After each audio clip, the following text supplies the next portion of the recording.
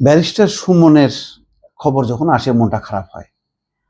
এত জনপ্রিয় একজন শুধুমাত্র রাজনৈতিক উচ্চাভিলাষের কারণে ধরা খাইছেন শেষ পর্যন্ত।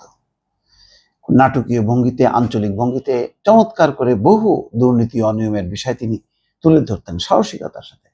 তিনি যে দলে ছিলেন লাস্টে, সেই দলেরও অনেকে বিরুদ্ধে তিনি কথা বলেছেন। কিন্তু হাই, সেই সালাম মুর্শিদি দেখেন আজকে সেও জেলে, ওই ব্যারিস্টার সুমনও জেলে। অথচ সালাম মুর্শিদিকে কিন্তু কম পানি খাওয়ায় নাই তিনি। তো এখন কি হলো, শেষ সময়ে তার যে ভূমিকার দরকার ছিল ছাত্রদের পক্ষে থাকেনি, বরং বিপক্ষে অবস্থান নেওয়ার কারণে শেষ পর্যন্ত এখন কারাগারে তার দিন কাটছে। কারাগারে আজকে কারাগার থেকে আদালতে হাজির হয়েছে, সাংবাদিকরা ঘিরে ধরছে। বারবার একটাই কথা তিনি বলছেন, দেশের যে পরিস্থিতি ভালো থাকুক বাংলাদেশ। বারবার বলছে যে দেশের যে পরিস্থিতি ভালো থাকুক বাংলাদেশ। এই কথা বলতে বলতে তিনি চলে গেছে, আর কোনো কথা নেই।